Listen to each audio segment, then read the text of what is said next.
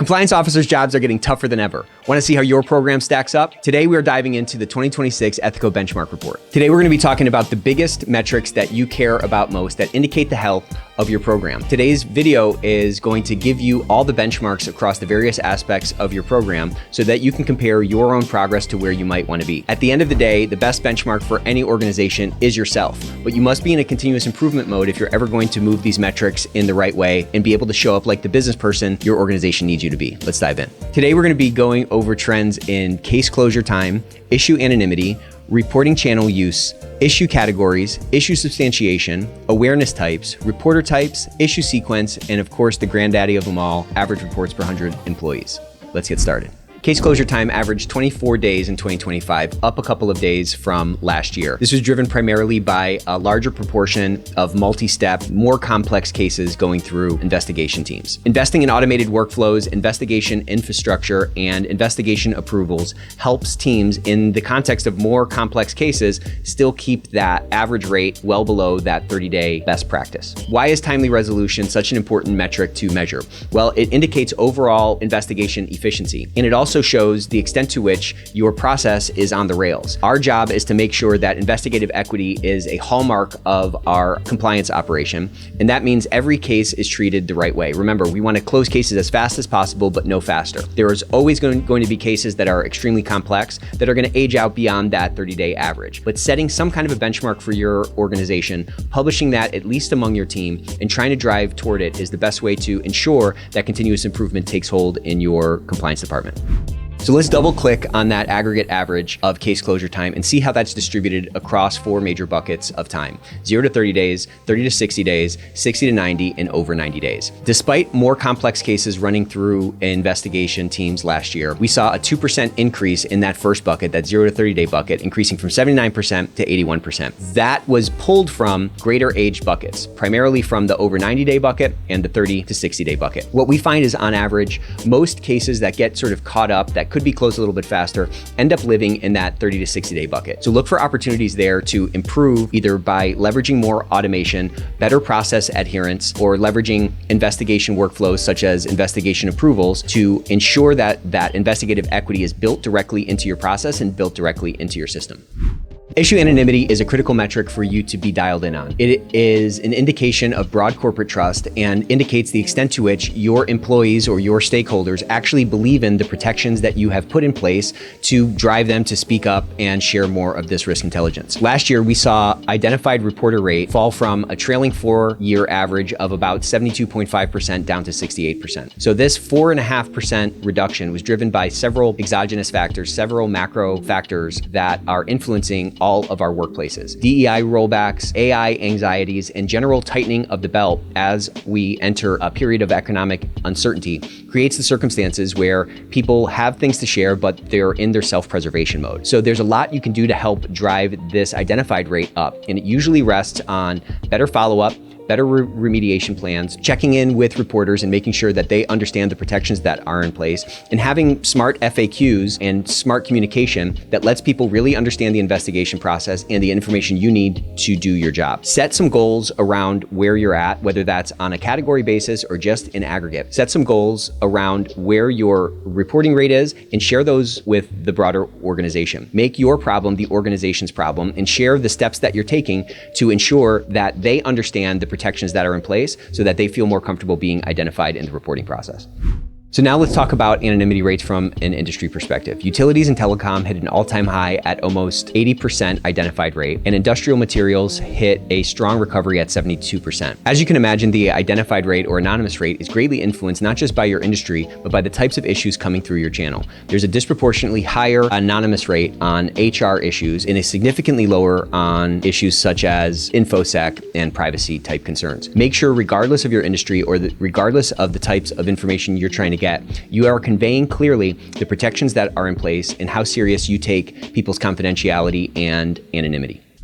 Average reporting rate last year jumped to 3.8 reports per 100 employees, which is significantly higher than the status quo benchmark. Hotline accounted for 47%. While still the largest channel, this is the first time that this channel fell below the 50% mark. So the key here is to make sure that you can remain channel agnostic. Make sure that the information you're gathering from any of these channels is going to be good, and it's going to be the type of information that allows your investigators to hit the ground running. That means the right directives on the hotline. That means a smart form with proper branching logic that keeps a low abandonment rate on the form, but still gathers the information your investigators need, and properly training and mobilizing and activating those middle managers, which are the most underutilized asset in any compliance program. Remember that employees are 6 to 8 times more likely to go to a manager with a concern than they are to utilize a third-party reporting channel. That makes it incumbent on you and extremely important that those managers know the information that your investigators are going to need to close the loop on cases. And it's important that it's easy for those managers to get that information into your case management system. All right, now let's look at reporting channel use by company size. The big story is that across all sizes, there has been a trend of diversification across channels. The highest performing programs don't rely on one channel, but rather have optimized all their channels and really moved towards that ideal of channel agnosticism. Success comes from capturing concerns everywhere through every channel. The sharpest drop we saw on Hotline occurred at the under 1,000 employees, where it dropped down below 34%. From the 1 to 5,000 employee organization, we saw a significant shift in web forms, which now exceeds more than 1 in 5 of reports coming in. From 10,000 to 5,000 person organizations, about 40% of reports came via proxy or in person. This is an all-time high, which indicates that people at larger organizations are really starting to leverage those middle managers to a greater degree, which creates an opportunity, regardless of organization size, to pull more of those folks into the compliance program orbit and create yet another channel that is reliable to get more information and close those cases even faster. Now let's talk about issue categories. At a high level, there's been a shift toward more complex, higher risk issues. These cases always require more resources, more coordination, and more technical expertise.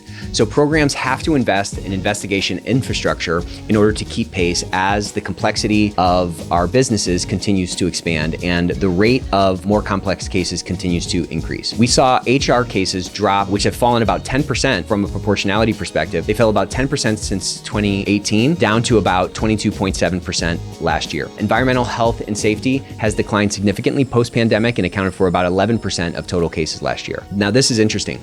Compliance and regulatory and legal, privacy, InfoSec type reports were both at 14% last year. Now, these are accounting for more than 25% of the total cases. This corresponds to a higher level of awareness among stakeholders about the types of issues that really move the needle most, these highest risk issues that are usually way more significant than the run-of-the-mill HR type complaints that might be coming through your program. Substantiation rate is an important metric to manage and monitor because it's an indication of investigative health in aggregate. It signifies intake quality, investigative rigor, and ultimately policy clarity in the minds of the stakeholders. So whether identified or anonymous, when people know the information that your team needs in order to substantiate a report, they're going to provide better information that allows you to do your job in a better way. This hinges on education and anticipating the types of questions that people are going to have. Substantiation rate dropped 3 points last year from 58% down to 55%. The driver of this decline is A, more complex categories, B, higher evidentiary standards, and C, a higher aggregate anonymous rate across the data set. It's most valuable to identify strengths and gaps within your own program and turn your benchmarks into a roadmap for improvement. So remember, all of these metrics can be better. All of these things can be improved. So set some goals and get into a continuous improvement mode and start pushing these numbers up. It's going to take concerted effort and intentionality to drive these numbers in the right way.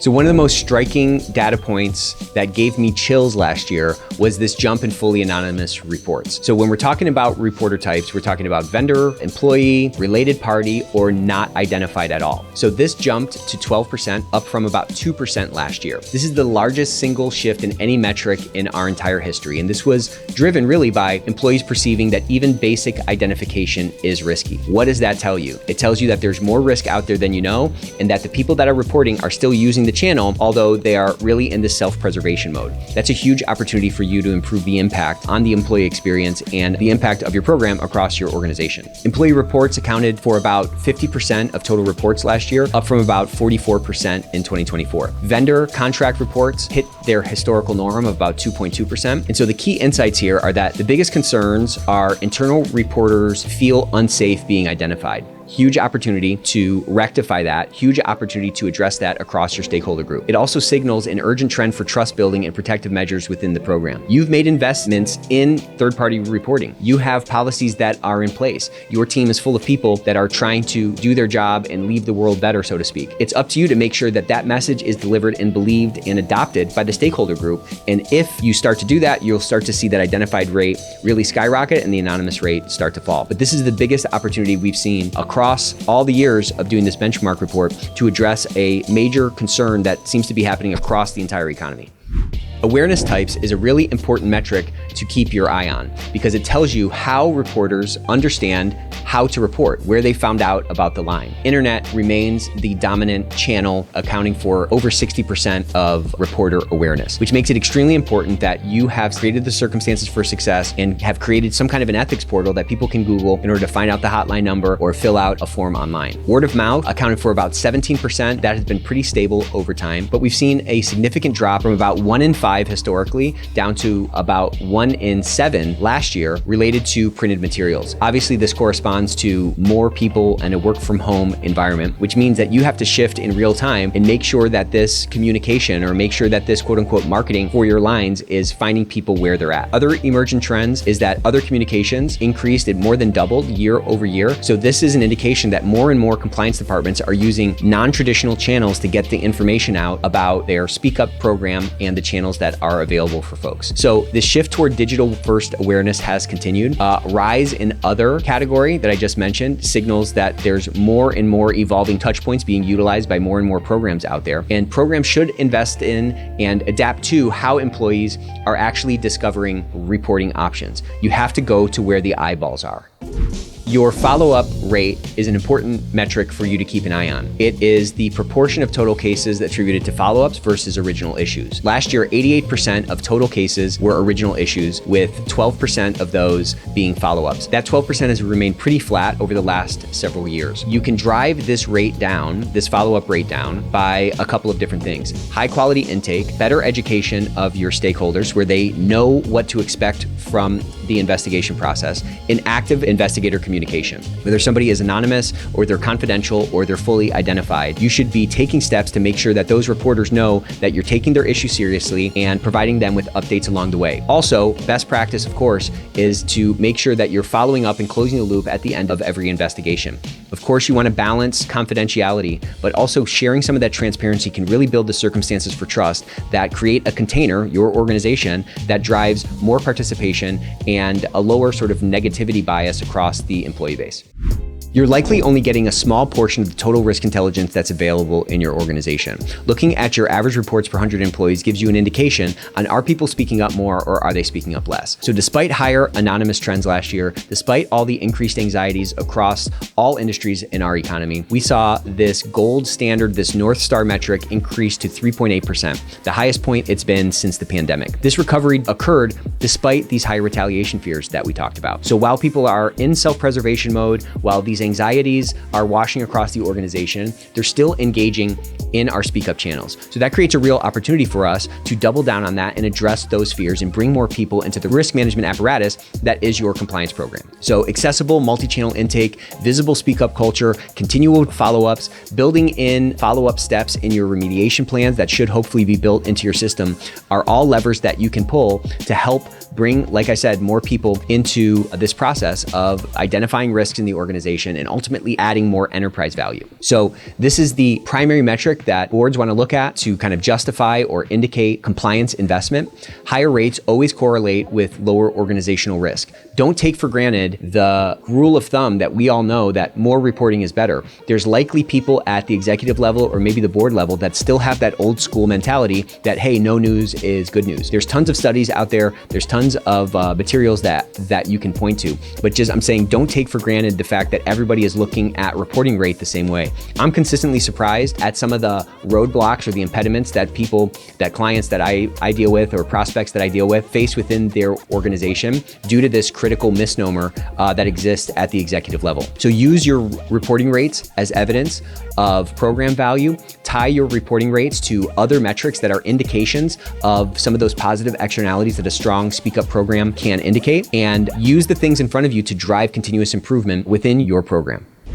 There's a bunch of great articles in the benchmark report. This is some of my favorite elements of each year's report. But one I wanted to talk about is the article that's about turning your benchmark data into board level stories. Many times we're presenting just a bunch of activities to the board instead of presenting things that they actually care about. You have access to data, you have access to insights that nobody else in the organization has. When you can connect those metrics that you're seeing in your reporting channels or in your investigation operation to the things that the business cares about, you move from just a reporter of activities to that strategic advisor that we're all trying to be in our organization. It's literally the fastest way for you to elevate the perception of you and the perception of your program within your organization. So check out that article in the benchmark report, because I think it's chock full of some really smart tips, and it's really about kind of shifting our mindset on the value that we're supposed to provide. We shouldn't just be talking about, hey, look at all the stuff I did. We should be providing insights because we have a certain level of information asymmetry relative to those people at the board. And if we're not taking advantage of it, we're leaving a lot of influence and a lot of impact on the table.